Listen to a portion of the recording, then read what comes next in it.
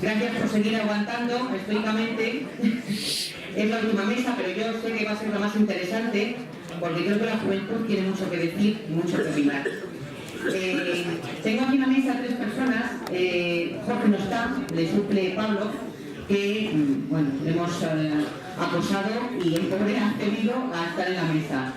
No le ha dado tiempo a preparar nada, pero como tiene una soltura muy buena, pues seguro que va a ser muy resolutivo.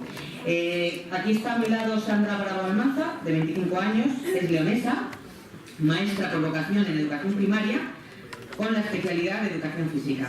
Está opositando, la pobrecita mía, solo con decir eso ya creo que sabéis lo que significa, un estrés auténtico, pero ha tenido y bueno, nos ha dicho que sí, podíamos contar con ella a pesar de estar pasando este trago, pues bueno, aquí la tenemos. Es activista en diversos movimientos sociales desde hace varios años, a pesar de lo joven que es, feminista, laicista y secretaria de la agrupación Pozo Grajeo, relacionada con la memoria histórica. A su lado está Mercedes Gómez Calcerrada Cajuelo, es de herencia, Ciudad Real, aunque ahora vive en Madrid, y es estudiante de primer año de doble grado de Comunicación Audiovisual y Periodismo en la Universidad Carlos III. Y a su lado está Pablo Gutiérrez Toral, que es veterinario investigador en el Instituto de Ganadería de Montaña y que bueno, es miembro también de León Laico. La mesa es Jóvenes y Laicidad, Perspectiva de Futuro, y bueno, pues yo voy a daros unos pequeños datos para que introducir un poco el tema, ¿no? Según los datos del último barómetro del CIS, el 48,4% de los jóvenes españoles se consideran ateos o no creyentes. Los jóvenes entre 15 y 24 años se muestran indiferentes y agnósticos o ateos. Dentro de los católicos, que sería casi la otra mitad, solo los practicantes son un 8,1%. También hay un cambio importante últimamente en la conformación religiosa de la cultura. La religión siempre ha sido la base de la cultura en este país. Estoy hablando de la religión católica, que es la que estamos sufriendo en este país principalmente, ¿no? Y ha sido siempre la base, es decir, todas las cuestiones sociales han estado basadas en la religión y ha sido la que han llevado el peso, ¿no? Así, por ejemplo, el matrimonio, hasta ahora, hasta hace unos años, era, bueno, pues tenía que ser casado por la Iglesia, como Dios manda. Así estoy yo, casada por la Iglesia como Dios manda, que luego he constatado gracias al feminismo, pero estoy casada por la Iglesia como Dios manda. Yo pensé que me llevaba el divorcio esto, pero va a ser que no. Dije, vaya, no es tan fácil esto. Y entonces, pues bueno, la Iglesia ha influido enormemente en la sociedad. Entonces el matrimonio era fundamental, tenía que ser por la Iglesia, porque era lo que permitía mantener relaciones sexuales, bueno, era la base, ¿no? Así como el bautismo, que también era una cuestión social que nos metía en la sociedad y en la Iglesia y todas estas cosas. Bueno, pues ahora todas estas estructuras pues, han cambiado y tienen otra idea. El matrimonio ahora es mayoritariamente civil o incluso solo se hacen parejas sin pasar por ninguno de ni por civil ni por religioso. El bautismo lo consideran una cuestión social sin ningún sentido religioso, simplemente es una manera de juntarse y compartir espacio. Lo que me pregunto yo ahora es por qué la juventud no está aquí llenando esta sala y somos mayoritariamente gente mayor. Yo creo que esa indiferencia, y es una idea personal, de la juventud es la que conlleva que se implique un poco en esta lucha. Es como si considerasen que es algo ya denotado, que ya está pasado, que la laicidad ya está conseguida, porque no tienen un verdadero conocimiento de la implicación y la intrusión de la religión en todos los estamentos de la sociedad. Por eso, bueno, pues no le consideran importante. Y luego hay otro aspecto importante que tenemos que tener en cuenta, es que a pesar de esa indiferencia generalizada hacia la religión, sí que se están llegando a sectores radicalizados. Por ejemplo, están los ultracatólicos, que cada vez hay más jóvenes ultracatólicos, o los integristas islámicos, que también están repuntando, y a pesar de ser un Estado, el español, en el que, bueno, pues mayoritariamente éramos católicos, de repente está surgiendo un extremismo islámico, bueno, importante. También otro aspecto importante de la religión y de la indiferencia que genera en la juventud es que, bueno, pues por ahora mismo con la LOMCE y el darle ese valor académico que tiene la religión, Muchos adolescentes y jóvenes pues están cogiendo esa asignatura como optativa. ¿Por qué? Porque necesitan una nota muy alta para entrar en determinadas carreras y pues es una manera de conseguir un sobresaliente de una manera muy gratuita y sin tener que hacer mucho esfuerzo. Entonces, de repente, hemos pasado a que la religión apenas tenía trascendencia, sobre todo en los cursos más altos, en secundaria y bachillerato, a que de repente pues está volviendo a coger un auge importantísimo. Claro, ahí la estructura católica se lo ha currado mucho para conseguir que vuelva a computar en las notas para volver a entrar en el sistema educativo, porque desde luego estaba perdiendo toda la importancia. El hecho de que la juventud no valore ni tenga en cuenta la implicación y las consecuencias que tiene esa intrusión de la religión, pues conlleva que, bueno, acepten todo este tipo bueno, pues me matriculo en la religión, me da igual, no me importa, porque me va a dar nota, sin analizar más allá. También tenemos que tener en cuenta por qué somos incapaces de que nuestro discurso llegue a la juventud, por qué no conseguimos que toda esta información que conocemos, que manejamos de ese intrusismo, no trasciende y no lo conocen para que también, bueno, pues empiecen a implicarse en esta lucha por una laicidad real. Es necesario que los jóvenes se impliquen. Entonces, bueno, pues voy a empezar a ceder la palabra también a mis compañeras y compañeros para que den su visión de por qué, y me gustaría ver si conseguimos una respuesta, por qué la juventud no se implica en esta lucha por la laicidad. Y paso la palabra a Sandra. Bueno, buenas tardes a todas y a todos. Muchas gracias, Mariluz, por la presentación. Por supuesto, muchísimas gracias a Europa Laica y a León Laica por la oportunidad de participar en esta jornada, que considero muy enriquecedora. Gracias al resto de ponentes por sus intervenciones. Y bueno, antes de comenzar la mía, me gustaría adelantar que esta pretende ser menos teórica que práctica. Y digo esto porque voy a enfocar la ponencia en tres partes. La primera va a ser algo así como un recorrido de vida personal, no exento de opiniones, lógicamente de la mía. Luego voy a basar el centro de la intervención en aportar datos reales de cómo pues las religiones inciden en la vida educativa, porque al final es la parte que a mí me toca y que yo controlo. Y la última parte va a intentar, no sé si tanto responder a la pregunta que acaba de lanzar Mariluz, sino proponer una solución a ese porqué. A ese porqué los jóvenes no se implican en esta cuestión tan importante. Por supuesto, en el turno de debate podremos abordar otra serie de cuestiones que consideréis importantes, pero bueno, tenemos el tiempo que tenemos y tenemos que centrarnos en varios ámbitos. Decía que iba a ser algo así como un recorrido vital que comienza con el nacimiento de una niña aquí en León, allá por el año 1992, en el seno de una familia obrera, no especialmente religiosa. Esta familia se define como creyente, pero no practicante. Esta historia continúa con un bautismo en el que, lógicamente, el bebé no tiene ni voz ni voto, no toma parte de esa decisión, lógicamente, ni siquiera habla, y continúa con la asistencia a unas clases de religión en un centro público. Yo estudié con la LOGSE. Recordemos que la LOGSE se implanta en 1990 y que nos dice que la religión es voluntaria como optativa, es decir, los padres y las madres pueden decidir que sus hijos y sus hijas cursen o no cursen religión, pero sí es obligada su oferta por parte de los centros educativos. Bien, teniendo en cuenta que en aquellos años todos mis amigos y todas mis amigas acudían a clase de religión y que la alternativa era una hipotética clase de refuerzo de estudio, que no se sabe muy bien en qué consistía, más que en ir a la biblioteca a hacer trabajos que muchas veces no tenían mucho sentido, pues parecía que estaba clara la opción a seguir.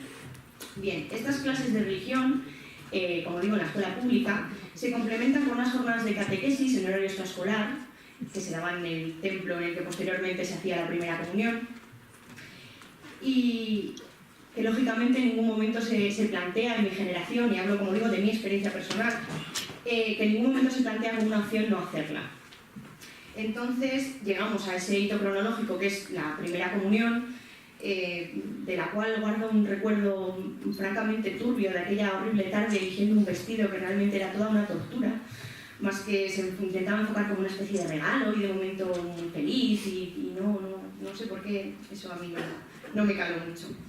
Recuerdo también de ese día el estigma que algunas de las personas que hacían la comunión conmigo sufrían, porque o bien la hacían 2 años más tarde, 1 año más tarde, o bien su indumentaria no era lo suficientemente, digamos, selecta, digamos, elitista, ¿no? Había como una peste de clasismo muy grande en ese acontecimiento, que se supone que está relacionado, bueno, con la humildad y con una serie de valores que la Iglesia se supone que promulga. Y lo dicho, recuerdo eso, el estigma con que muchos de mis amigos y de mis amigas sufrieron ese día. Bueno, podemos realmente concluir que para evitar este estigma, como decimos, de hacerlo 2 años más tarde o 3 años más tarde, es mejor hacerla cuando toca, quitarnos este trámite de encima y librarlo. Podríamos aquí hablar, por supuesto, de lo conveniente que es relacionar la comunión con un evento, con muchos regalos, mercantilizado realmente al servicio de los intereses de una clase, claramente, y de un capital, y de cómo cada vez las comuniones se parecen más a eventos como matrimonios o como cuando la gente decide hacerse parejas de hecho, porque se hacen comilonas y se hacen fiestas, y bueno, pues podríamos reflexionar sobre esto, pero la intervención pretendo que sea breve y no me quiero alargar.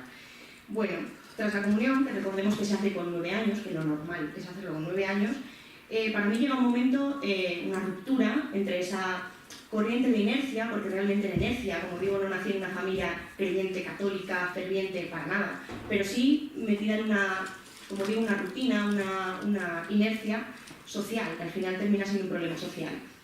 Entonces, como digo, llega un desentendimiento absoluto para mí, tanto de las catequesis posteriores para hacer una confirmación que nunca hice, como que necesitaría para luego casarme con la iglesia y toda esta serie de requisitos que a posteriori vienen, y por supuesto una rotunda negativa volver a acudir a clases de religión. Esto fue con 12 años. Aquí es sencillo apreciar, al menos en mi entorno, cómo hay una inversión de conceptos. Con 9 años lo normal era que todo el mundo hiciera la primera comunión, y cuando llega el momento de la confirmación, que recordemos que se hace con 15 años, lo normal es que apenas nadie la haga. Entonces yo lanzo una pregunta de si tendrá que ver algo con la capacidad de decisión y de toma de conciencia de nuestros jóvenes. Bueno, bien, continuamos la historia. Decíamos que teníamos 15 años cuando decidimos hacer la confirmación, y la continuamos en 2010, cuando ingreso en la facultad de una universidad pública, para estudiar educación primaria. Y me encuentro en esta universidad que en su plan de estudios de educación primaria se contemplan 2 asignaturas optativas, que son Religión Católica y su Pedagogía 1 y 2, que si bien son optativas, que se toman en tercer curso, se da el primer semestre la 1 y en el segundo semestre la 2, sí que empezamos a recibir influencias por parte del profesorado, mediante comentarios sutiles, muy sutiles, de que en realidad más que una opción y que una decisión es algo recomendable, por no decir algo necesario, cursar estas asignaturas. De hecho, ha salido en prensa como esta universidad ha ejercido presión y ha incluso llegado prácticamente a prohibir la elección de algunas de las otras optativas que se daban a esta religión, a esta asignatura, lo podemos comentar luego en el debate. Bueno, esto fue en tercero. Llega el cuarto curso y nos encontramos que, bueno, ya en tercero y en cuarto tenemos las prácticas, ¿no? Bien, os podéis imaginar qué tipo de centros se ofertaban en estas prácticas. Evidentemente públicos, pero también privados concertados. A priori parece sencillo. Si no quieres hacer tus prácticas de 3 meses en un centro con una ideología religiosa, pues no los cojas. El problema viene cuando ese proceso se hace sorteo y las plazas que hay en los centros públicos se agotan. Cuando ya te quedan los restos, que son 6, 7, 8 centros que tienen todos una ideología religiosa, en este caso católica.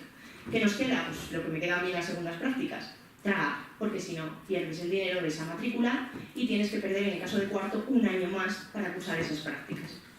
Con lo que ello tiene de retraso en el resto de tus estudios, pues un máster, unas oposiciones y la pérdida de dinero, claro, lógicamente. Bien, llegados a este punto y una vez superada la carrera, podríamos pensar que ya pasó, que ya podría por fin vivir mi vida de forma independiente y ajena relativamente, puesto que vivimos en un estado laico, a la Iglesia. Ingenua de mí. Lo siguiente de lo que tengo constancia es que varios de mis compañeros y compañeras se ponen a estudiar la famosa, y cito textualmente, Declaración Eclesiástica de Competencia Académica, conocida en el mundillo de la gente de la docencia como la DECA.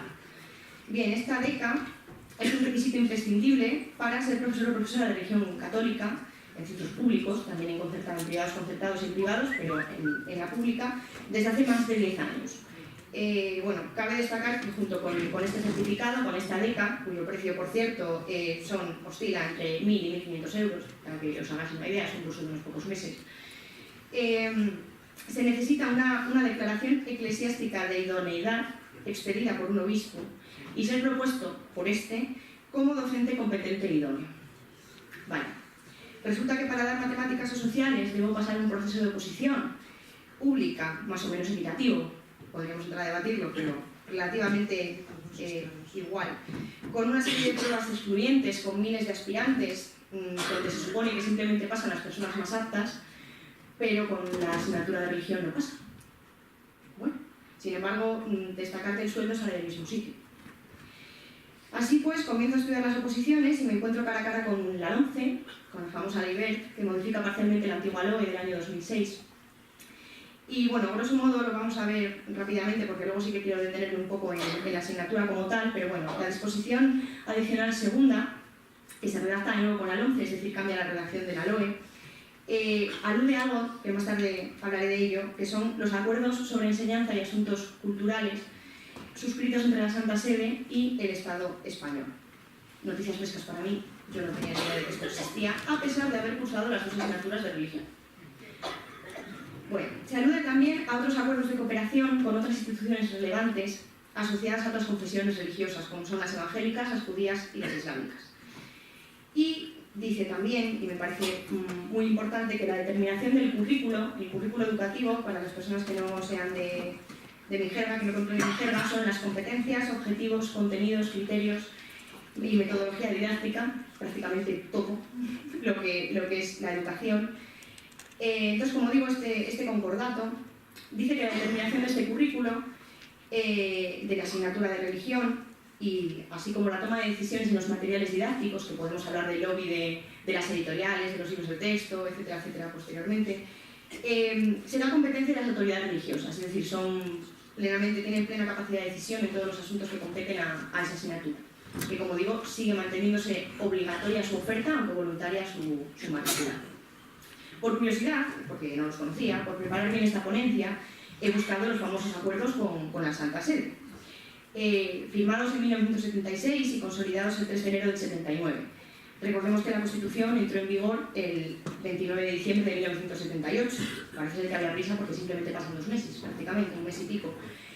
En sus acuerdos, en sus artículos, se sientan las bases, y voy a citar textualmente, para que las personas puedan ejercer el derecho fundamental a la educación religiosa. Y explica que la Iglesia debe coordinar su misión educativa con los principios de libertad civil en materia religiosa. Se alude también en el artículo 14 al principio de libertad religiosa de expresión. Se alude solo una vez y a continuación nos dice que el Estado velará para que sean respetados en sus medios de comunicación social los sentimientos de los católicos. Es decir, parece que lleva un pero detrás que nos anula un poco la primera parte. Además del problema de la redacción, que considero que para nada es accidental, de estos acuerdos, en general del concordato entero, reside, como digo, el problema en la interpretación que de estos acuerdos hace el Tribunal Constitucional, que, sin entrar en materia de derecho, que le tocaba a mi compañero Jorge, no es mi campo, entonces tampoco lo voy a tocar mucho, pero bueno, luego en el debate me consta que hay gente aquí que está perfectamente formada y podemos hablar de ello. Por último, de este concordato, me apetece leeros el artículo 1, que dice que, por cierto, claro, sigue vigente, no se ha retomado en ningún momento, dice que la educación que se imparta en los centros docentes públicos será siempre respetuosa con los valores de la ética cristiana. Y ahí lo dejo. Bueno, pues como ya he hecho un breve recorrido vital y ya he pasado la primera fase de la ponencia, llegamos entonces a hoy. Y hoy nos encontramos, por hacer unas breves pinceladas, con que la asignatura de religión sigue presente en la ley educativa, en los reales decretos que surgen a partir de esta ley educativa, en los decretos que cada comunidad autónoma hace de esta ley educativa, las concreciones curriculares, sigue presente tanto en primaria como en la ESO, como en bachillerato, incluido segundo de bachillerato. Entonces nos encontramos, por ejemplo, que en primaria, forma parte siempre de lo que se llama el bloque de asignaturas específicas, y se encuentra a la misma altura, para que os hagáis la idea, de asignaturas como educación física, educación artística en el caso de primaria, en el caso de la ESO a la misma altura que cultura clásica, música o tecnología, en el caso de cuarto de la ESO de asignaturas como educación plástica, visual y audiovisual, filosofía, música. En el caso de bachillerato, claro, depende de cada rama que veamos, de todos los tipos de bachilleres que hay. Yo voy a nombrar el ejemplo del de ciencias. La religión está a la misma altura que la anatomía aplicada o que el dibujo técnico o artístico, y se mantiene igual en segundo de bachillerato. Entonces, la equivalencia entre ellas es sin duda curiosa. Cabe destacar que con la LOE, la asignatura de religión, contaba para repetir curso, pero no en la media académica que figura en el expediente, tampoco para becas y tampoco para la prueba de acceso a la universidad, con la LOE. Y recordemos también que la LOMCE se carga automáticamente aquella famosa asignatura que se llamaba Educación para la Ciudadanía, que con sus más y sus menos sí que representó un gran avance en crear una pequeña contrahegemonía a la hora de tratar la educación. Bien, si analizamos los datos de la escuela pública, privada y concertada en España, nos encontramos con que el 68% del sistema educativo es público, el 28% es concertado, y hay datos que oscilan entre el 60 y el 80% según la fuente. Nos dice que de ese 28%, que un 60% de ese 28% pertenece y está en manos de la Iglesia Católica y diversas sectas, hablando pronto y bien, como puede ser el Opus Dei, ajenas, o sea, cercanas. Y por otro lado, la enseñanza privada representa un 4%. La media europea es la siguiente: la educación pública debería ser de un 81%, es de un 81%, entendemos que en España debería ser así o más. La educación concertada es de un 13%, los dos valores son más bajos en la media europea, y la educación privada es un 6%, que aquí sí que decimos que en España es de un 4%, pero aquí entramos dentro de los baremos. Me gustaría relacionar estas cifras, estos porcentajes, esta organización de este sistema educativo con la calidad educativa, con informes como PISA, que creo que todos y todas hemos oído hablar de él. Y si nos vamos a buscar los países que mejores datos y cifras tienen en PISA, a todo el mundo se nos va a abrir a la mente rápidamente Finlandia. Bueno, pues os diré que en Finlandia el 95% del sistema es público y solamente un 5% es privada, no existe la concertada. Si nos vamos al caso de Suecia, vemos cómo de ser un modelo muy cercano a Finlandia, cuando partidos conservadores han llegado al gobierno y se han empezado a privatizar los servicios educativos, vemos cómo ha aumentado esa escuela concertada y esa escuela privada en detrimento de la pública, y vemos cómo simultáneamente ha empezado a bajar puestos en la escala de PISA. Países como Bélgica, Inglaterra, España o Malta son de los que más bajos están y son los que más porcentaje tienen de escuela concertada y privada. Parece ser que algo de relación tiene. Bien. A cifras del año 2017, este año pasado, tenemos en España 95.037 centros públicos y 38.189 privados concertados. Podemos observar cómo hay una tendencia a la baja, de cómo en la escuela, tanto privada y concertada como pública, hay una tendencia a la baja, como decía, en el número de aulas, en educación primaria, pero se ve como desde el año 1990 y hasta el 2016, como en la pública baja un 36% y en la privada y concertada solo un 27%. Es decir, hay una caída de las dos, pero se ve que se cierran más aulas de una que de otra. El número de aulas en secundaria desde el año 2000, en la pública pierde un 6%, pero en los centros privados y concertados aumenta un 3,4%. Me parece importante también poner de relieve que tenemos en España 33.670 centros docentes no universitarios, privados y concertados, de los cuales 170 aplican lo que se llama, de una manera eufemística y muy bien, educación diferenciada, que no es otra cosa que segregar por sexos, por géneros. Más de 50, las cifras son inexactas porque es difícil establecerlas, pero bueno, alrededor de 50, más de 50, reciben apoyo de las administraciones públicas. Y todos los 170 pertenecen a organizaciones católicas, como ejemplificaba antes el Opus Dei. Luego podemos entrar en alguna cifra más, pero tampoco me quiero poner muy pesada. Había colado un anuncio en el cual entrevistaban a un hombre que decía que estaba muy contento porque se estaba promocionando cada vez más entre los jóvenes y las jóvenes la promoción de tradiciones, en este caso hablaba de la Cuaresma, y decía que era como un juego, como muy divertido y muy exento de ideología, ¿no? Como casual. Cabe destacar que, claro, este señor al final vendía bacalao en su tienda, pero vaya, que te lo cuelan entre canción y canción. Y ahí te lo dejo.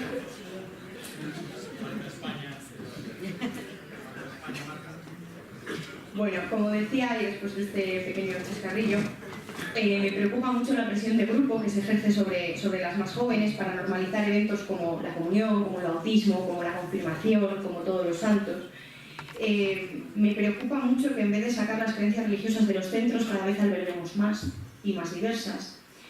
Me preocupa que nuestro calendario escolar se diseñe en base a criterios religiosos, porque al final tenemos vacaciones de Semana Santa, tenemos vacaciones de Navidad. Me preocupa que la Navidad en los centros públicos vaya relacionado con belenes, vengan los Reyes Magos a vernos, se hagan pastoradas, se canten villancicos.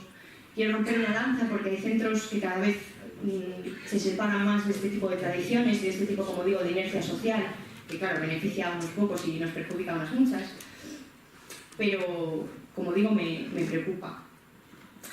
Me preocupa, por supuestísimo, también la falta de pensamiento crítico que hay en los centros. Realmente no existen espacios de reflexión, o sea, no interesa enseñar a las personas a pensar por sí mismas. Me preocupa, como hemos visto en la mesa anterior, que la religión perpetúa el patriarcado. No voy a entrar más en detalles, pero es así. Me preocupa que la religión siga al servicio del capital, que por ejemplo compromete nuestro medio ambiente. A mí me parece muy curioso tener como contenido transversal la educación medioambiental en nuestros centros y tener asignaturas pues eso, como emprendimiento, como religión. Me parece que son contradicciones que al final crean confusión y, como digo, benefician a unos pocos. Me preocupa mucho que los conciertos, que al final nacieron en el 85 como algo temporal, como una medida transitoria, se haya quedado y prácticamente nadie se replantee hoy en día que eso debería terminar, que deberíamos poner algún tipo de solución. Me preocupa mucho que el número de alumnado en la escuela universitaria baje, pero en los centros aumentan los públicos un 0,88 y los privados un 21,6, me refiero a la inversión. Y me preocupa, por supuesto, que al amparo de un pacto educativo, de una negociación social para llegar a un consenso en educación, la Iglesia y la patronal, su patronal, claro, la patronal privada, se unan y aparezcan como un agente más a la hora de tomar decisiones y de hecho sean de las asociaciones que más visibilidad tienen, por encima muchas veces de organizaciones sindicales, de organizaciones de padres y madres.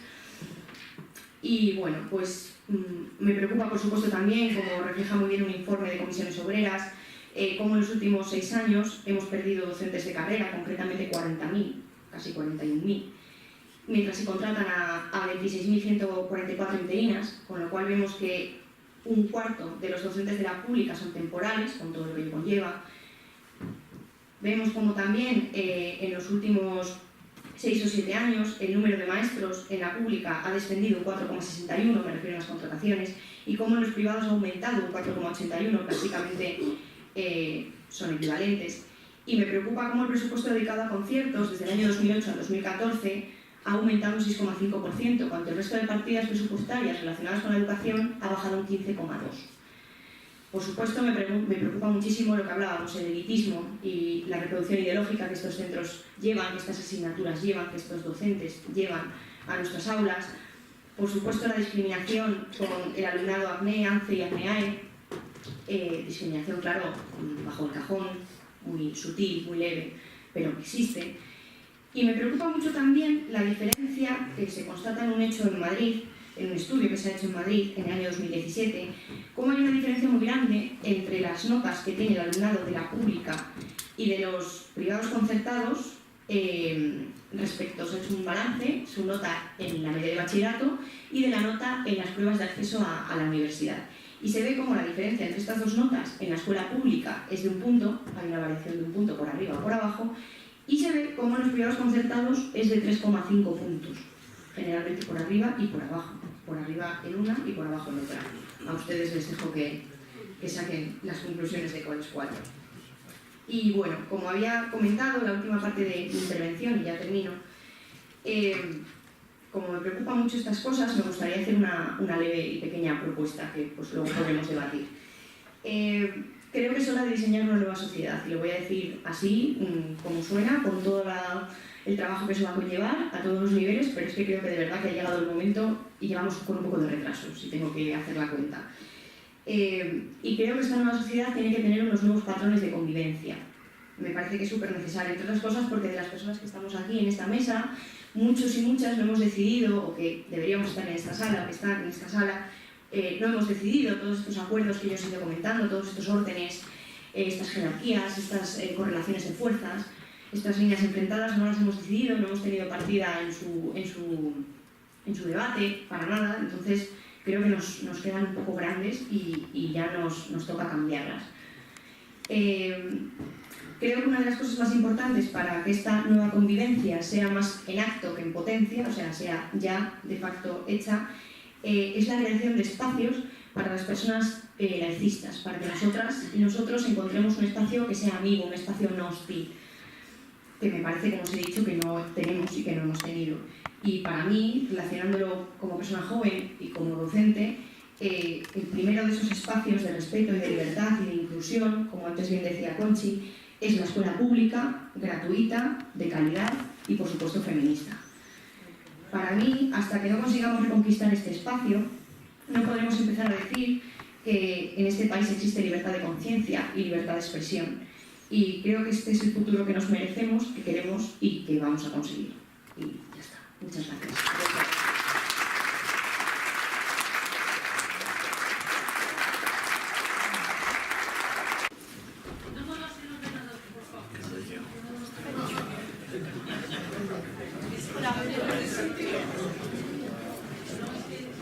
Hola.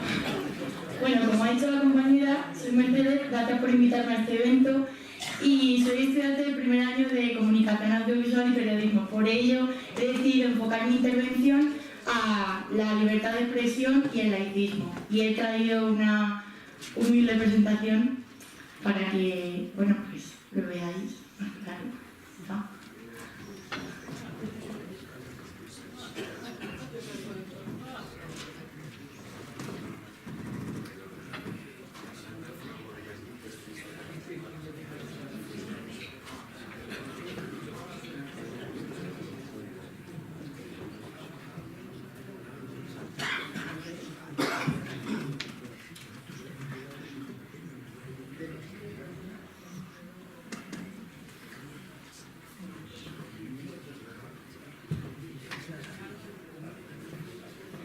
Bueno, como he dicho, pues me voy a enfocar a la relación entre el laicismo y la libertad de expresión y para ello primero voy a explicar un poco cómo los medios de comunicación son muy influyentes en la sociedad actual. Voy a dividir mi intervención en 3 puntos. En primer lugar, una breve introducción en la que citaré a algunos autores, luego la situación actual de España y por último, casos muy concretos de censura que estamos viviendo actualmente en 2018, que cada vez van a peor. En primer lugar, voy a citar a McLuhan. McLuhan era un filósofo que a finales de los años 60-70 dijo un par de teorías acerca de los medios de la comunicación y destaco estas 2 expresiones, aldea global y el medio es el mensaje, porque con esto el autor quería decirnos que nos están vendiendo una supuesta pluralidad de comunicación, de medios, de información. Sí es cierto que hay muchísimos medios, pero la diferencia está en el contenido, ya que sí es cierto que existen diversos medios, pero la información que nos transmiten en general acaba siendo repetida o contiene ruido, que es aquella información irrelevante o que no está verificada. Vale. En España contamos con diferentes grupos comunicativos, como por ejemplo, bueno, pues tenéis ahí un montón, pero seguro que os suena Prisa, Mediaset, la COPE, entre otros. Y bueno, cada uno en su cabeza pues tiene un esquema mental de, digamos coloquialmente, perdón, de qué pie coge a cada uno, ¿no? Lo que pasa es que es cierto que muchas veces nos quedamos en esa zona de confort y nos quedamos con las ideas preconcebidas y no vamos más allá. Entonces, ¿qué pasa? Pues en mi caso me encontré con una sorpresita como esta. En una de mis clases de la universidad un profesor nos comentó que echásemos un vistazo a este artículo sobre los accionistas de los medios y ya lo dejo a reflexión de cada uno de ustedes, pero en su mayoría del grupo Prisa, esto es un artículo que pueden consultar en Infolibre, hay banqueros, empresarios, Y el último artículo, que es el de abajo, que es de hace un par de semanas, dice que el nuevo accionista de Prisa financia organizaciones de la ultraderecha israelí. Entonces, pues este tipo de contenido que puede que algunos de ustedes no se esperen, incluso yo misma, es algo que hay que tener en cuenta, porque detrás de un medio siempre va a haber alguien con más poder. Y bueno, pues lo que he dicho antes un poco de la idea del conformismo, otros dos autores que voy a citar son Lazarsfeld y Merton, que también eran dos filósofos que llegaron a la conclusión de que los medios tienden al conformismo. Y, por ejemplo, tenemos la prueba en que, no sé si vosotros y vosotras usáis redes sociales como Twitter, por ejemplo. Sí, pues quien no, Twitter es una red social que está muy a la orden del día, porque, por ejemplo, ayer el tema de Lavapiés, no sé si os suena lo que ha ocurrido, pues las primeras noticias empezaron a correr por Twitter, porque es una red social en la que puede intervenir cualquiera, puede poner una noticia, cualquier ciudadano y dar su opinión. Pues bien, las grandes empresas, bajo ese poder, pueden imponernos una agenda y dictar un orden donde, según sus intereses, va a haber contenido que ellos puedan ponerlos como a la primera orden del día. Por ejemplo, el tema de Cataluña, todos y todas lo conocemos, estaba a primera orden del día, por ejemplo. Pero luego, pongamos este caso, esta reunión de laicismo, pues esas personas pueden decidir si ponerlo en los temas de los que mucha gente va a hablar o no. Porque los medios de comunicación, al fin y al cabo, son los que rigen las conversaciones que tenemos cuando salimos a la calle a tomar algo con nuestra familia, con nuestros amigos. Si os dais cuenta, siempre acaba saliendo algo que hemos visto en televisión, en los periódicos, por WhatsApp. Entonces hay que tenerlo en cuenta, que además estas personas conocen cómo persuadirnos a través de estrategias como, por ejemplo, en televisión. Algo que suelen hacer mucho es que si tienen que dar una mala noticia para pues, su imagen, pueden mezclarla con contenidos muy buenos y así disimular el efecto negativo. Imaginaos que va a venir una crisis muy gorda o algo así, tienen que informarlo, pero saben cómo contrarrestarlo. Eso en el mejor de los casos, porque en el peor directamente pueden invisibilizar esas noticias que a nosotros nos afectan. Y ahora llega el tema candente. No sé si os suenan los rombitos, por lo menos a mi padre sí. ¿A quien no?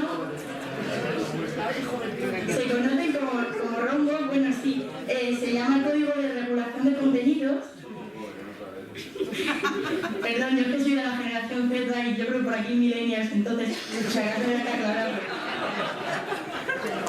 Entonces, es que creo que es muy importante esto, porque tal y como está el panorama, yo creo que van a volver incluso con 3 o con 4. Así que bueno, aquí os pongo un ejemplo de televisión española.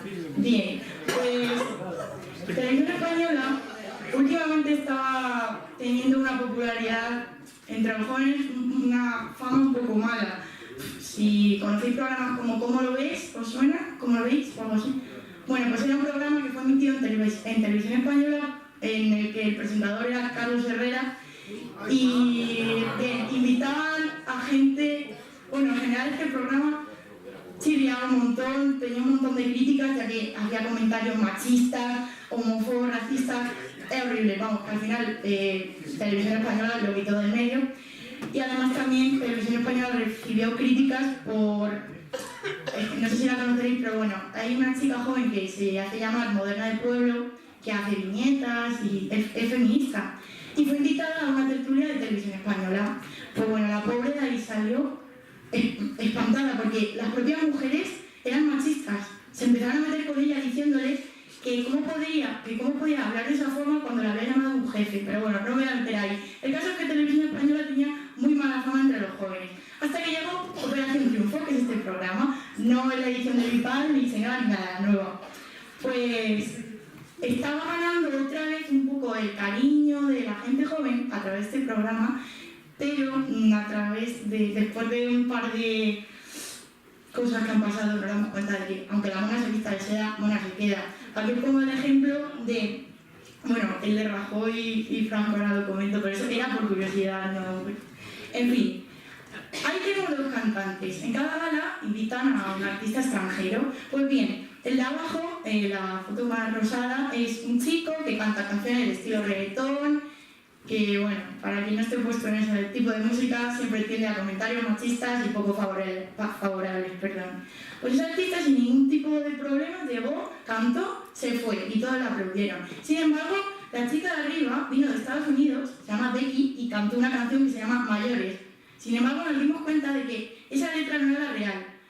Y luego dio declaraciones ella en sus redes sociales de que Televisión Española le había obligado a censurar una parte de la canción y cambiar la letra, cuando la canción de ese chico era mucho más machista, con comentarios ofensivos, y la suya, sin embargo, o sea, una canción del mismo estilo de reggaetón, pero por el hecho de ser mujer ya estaba mal visto porque era como algo provocativo. Ella en ningún momento se metió con nadie y la censuraron.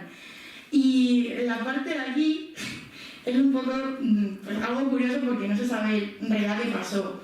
Pues la cosa es que en la primera imagen se ven dos jóvenes de espaldas porque era el ensayo de lo que después se retransmitirá en directo. Entonces había dos chicos que iban a cantar una canción de amor y se iban a dar un beso. Entonces pusieron de fondo un montón de imágenes de pues, besos de películas, famosos y tal.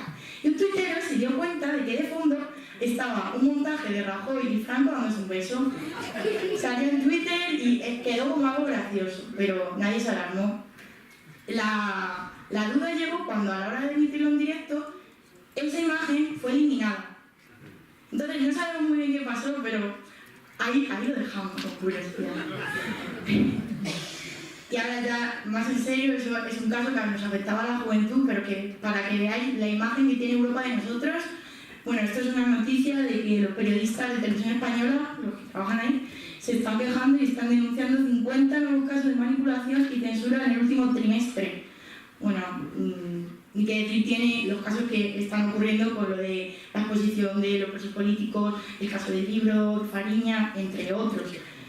Y bueno, aquí de cara a Europa, el Parlamento Europeo estudiará la censura y la manipulación en los informativos de Televisión Española. Esta es la visión que tiene Europa de nosotros y nosotras. Vale. Y ahora llegamos a una polémica que también es de hace... de hace relativamente poco. De por qué... había gente que piensa, yo creo que gente de aquí también, ¿por qué en la 2 tienen que emitir las misas? Cuando si a mí me apetece ver un documental, de repente hay una misa en una canal que su eslogan es televisión pública de todos y para todos. Vale, pues están las opiniones que dicen que claro, si en España hay gente creyente, tiene derecho a ver esas misas retransmitidas en televisión. Y ahora yo les digo a esas personas, tenéis todos estos canales, además de otros de radio. Bueno, ahí los tenéis y ya está. Y esta reflexión va para la gente que se queja de por qué nos quejamos de que la 2 no eche las misas, simplemente. Y ahora llega aquí la parte, bueno, de que nuestro Código Penal recoge el pecado de blasfemia como delito. Pues bien, en la parte de abajo tenemos a las personas que, por decirlo así, se libraron. En el primer lugar, en la esquina de la izquierda abajo, está un drag queen del carnaval de Canarias, que por disfrazarse de la Virgen María, que no sé si estáis puestos en ese espectáculo, pero es un espectáculo de fiesta, fantasía, color, en el que salen todos los temas, sátira de todo tipo. Pues bien, se hizo una polémica tremenda y ese hombre estuvo en varios líos, pero al final el caso quedó archivado porque dijeron que es un espectáculo y que no iba a ofender a nadie. Luego al lado tenemos a nuestros integrantes del intermedio que hicieron un comentario, simplemente se refirieron a la Cruz del Valle de los Caídos como esa mierda, es un comentario corto y ya, pero se metieron en un lío también y el caso fue archivado. Sin embargo, podemos entender que esa gente tiene un puesto diferente a gente de a pie de calle como nosotras y nosotros. En el caso de arriba está un chaval de Andalucía, de Jaén, si no recuerdo mal, pues el joven subió a sus redes sociales un montaje con su cara y recibió una multa que rondaba entre los 700 euros y un montón de polémica.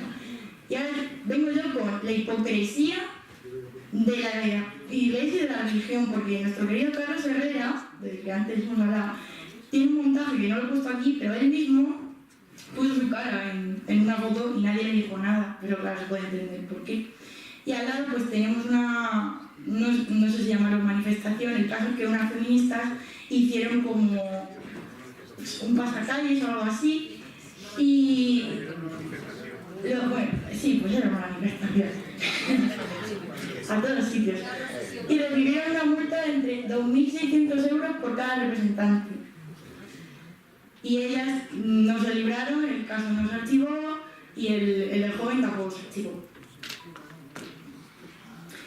Y pues no quería irme de aquí sin hacer referencia al techo de cristal que antes han comentado, porque hace poco fue el 8M y yo qué sé, pues tengo referentes, periodistas, aparte trabajadoras, madres, amas de casa, todas las mujeres que allá en el mundo pararon y el mundo paró con ellas. Entonces quería que vieseis también cómo he puesto prisa en Mediaset, porque son los más conocidos, la supremacía de los hombres. Y es algo que hay que cambiar y estoy segura de que el laicismo apoya, y no me voy a meter más en tema feminista. Y por último, pues quería hacer honor a Forges, he puesto esta viñeta suya del laicismo, que dice: socialmente hablando, estamos entrando en la era del miedoceno. Y le contesta: no, no estamos entrando, nos están metiendo. Y dice: mejor empujando, eso. Entonces yo como conclusión quiero decir, de la mano del laicismo, que tampoco es cuestión de odiar a los medios de comunicación, porque al fin y al cabo son ese perro guardián que son el cuarto poder, ellos nos van a ayudar también. Lo que tenemos que hacer es ser más críticos y a la hora de leer algo o saber que siempre va a haber alguien detrás con más poder que nos va a estar intentando influir y controlar nuestras mentes. Y eso es todo. Gracias.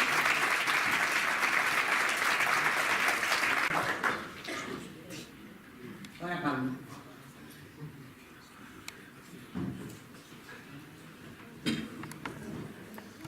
¿Sabes?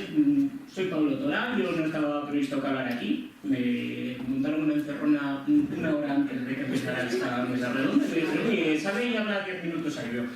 Bueno, pues no estoy aquí ni por méritos, ni por haber preparado la charla, ni por haberla pensado. Simplemente, bueno, pues viendo la sala, parece que era lo más joven que había por ahí. Que ya estaba y dijeron: pues...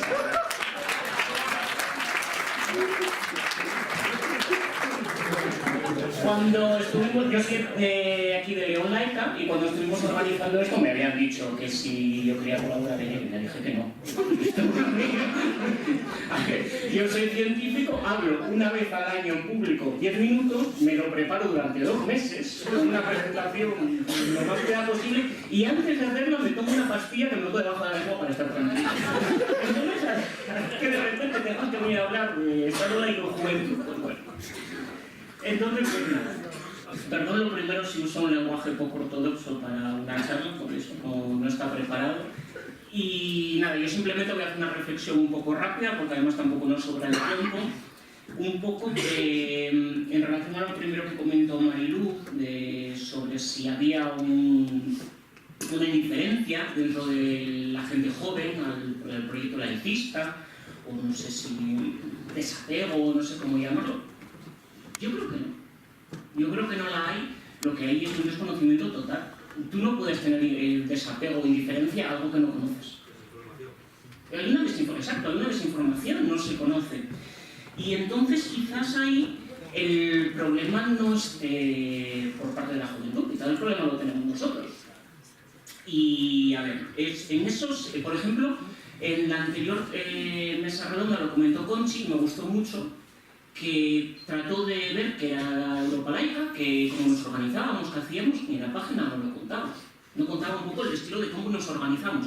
Ahí hay información, obviamente, pero igual, justo, pues igual hay algo que busca la gente que ahí no lo encuentra.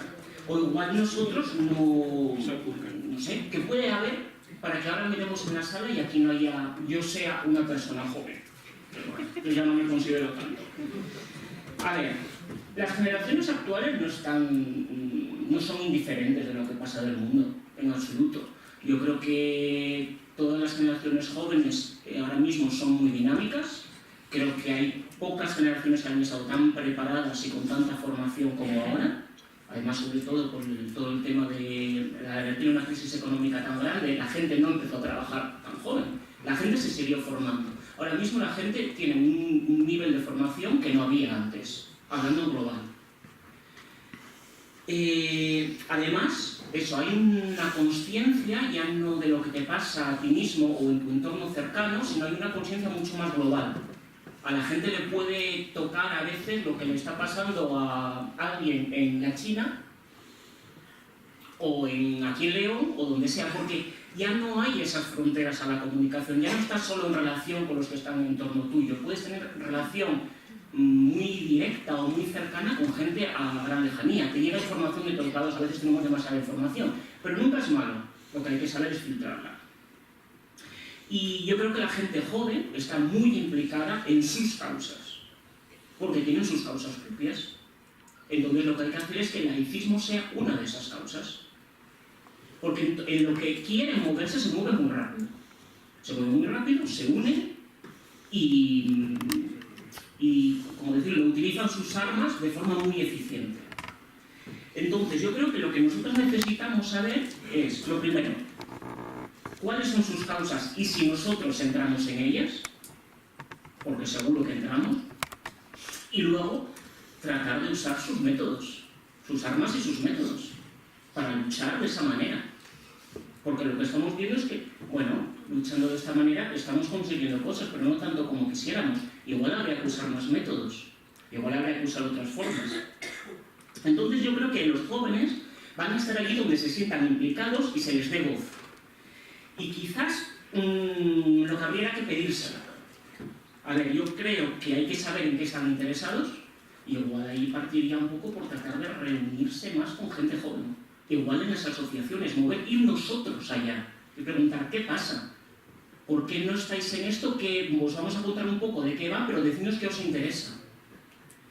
Yo creo que en el momento que sepas por qué moverían el culo, y si vas en esa dirección, tienes mucho ganado. Lo que no vamos a pretender es que vayan en la línea que nosotros estamos siguiendo, que nosotros queremos seguir. Pues igual tenemos que cambiar de línea. Tener más de una línea. Porque hay que saber ir a diferentes públicos. Y ahí, yo creo que, por ejemplo, eso también se dijo en la anterior charla, no directamente, pero un poco indirectamente, tenemos que tener un poco más de autocrítica en ese sentido.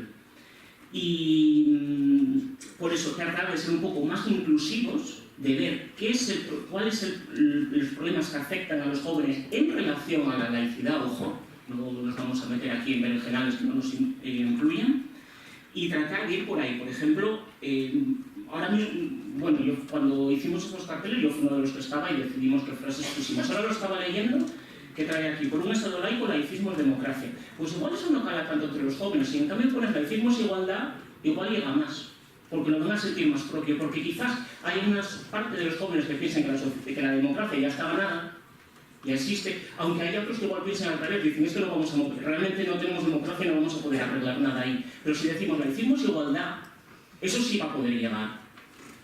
Muchas veces se habla de que las nuevas generaciones son mucho más individualistas, pero tampoco tiene por qué ser malo, porque es un individualismo dentro de una colectividad muy grande. Entonces tienes que ir a algo que toque a esa persona directamente. Y por ejemplo, el tema de la igualdad, yo creo que lo es.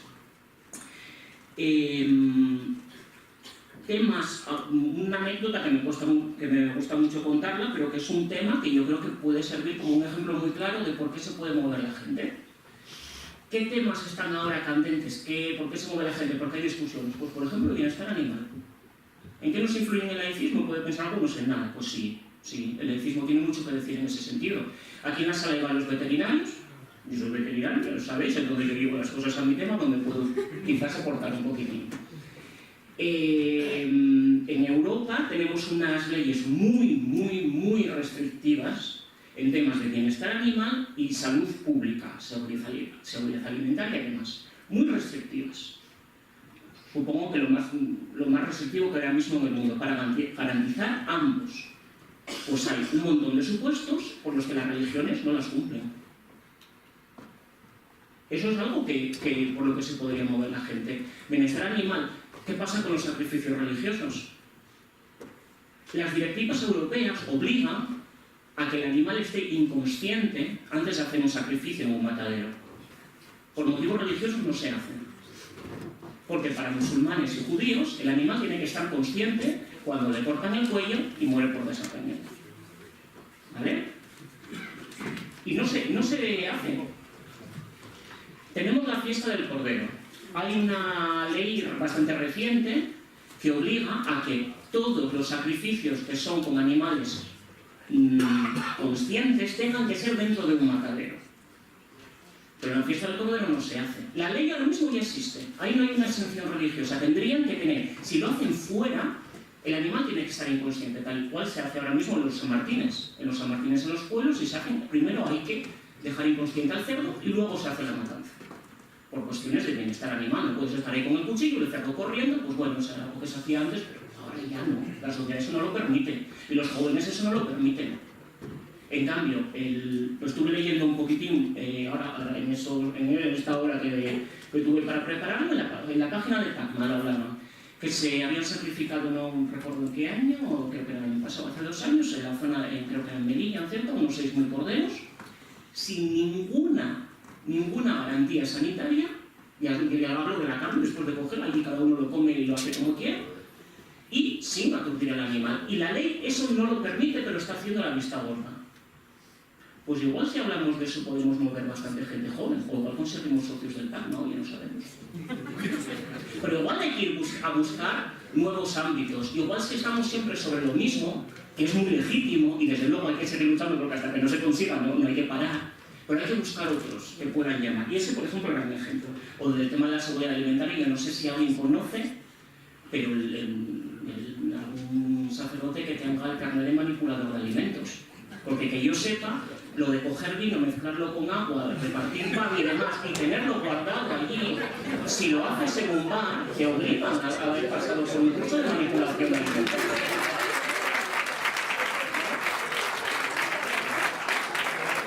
Entonces, igual hay que buscar qué temas pueden preocupar a la gente, y yo creo que la seguridad alimentaria es uno. Entonces, viendo ahora lo que estamos aquí, ¿realmente creéis que una persona de 20 años va a cruzar el país en tren, en autobús, a Valladolid y aquí a León, pasarse un día entero con charlas que duran 2 horas? Se cortan las venas. Aparte de que no tiene dinero, pues que pilla una corriente aquí más, ¿no? Esto no es un formato que atraiga a la gente joven. Nos sirve para nosotros y sirve para discutir y sacar nuevas ideas, pero si queremos que venga gente joven, desde luego esto no lo podemos organizar así. Hay que ver un poco cómo se organizan ellos y cómo lo hacen. ¿No?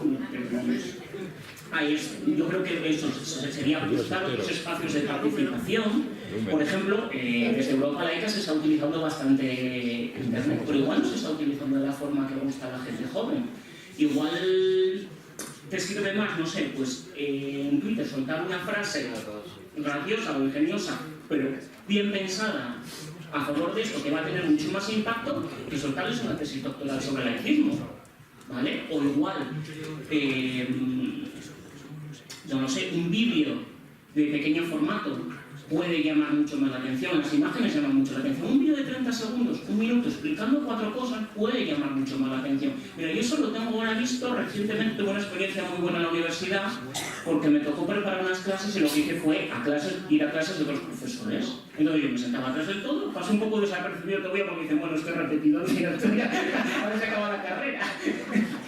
Y entonces desde atrás puedes ver perfectamente lo que hacen todos. Y además nadie sospecha de que tú vayas, luego cuando ya estén dando a ti la clase ya se van a cortar la siguiente vez. Pero al principio nadie sospecha nada. Entonces están libres haciendo lo que les apetece.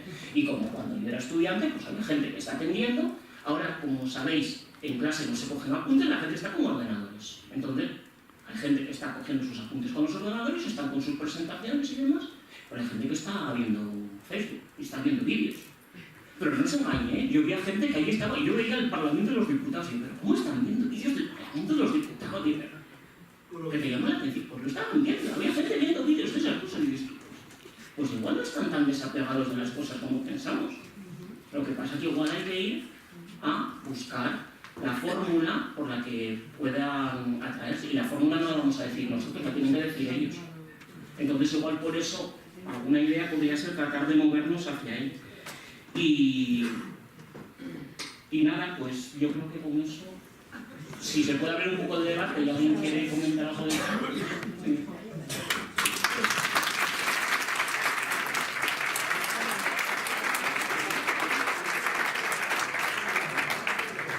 Desde luego, Pablo, para no tenerlo preparado, bien, ¿eh?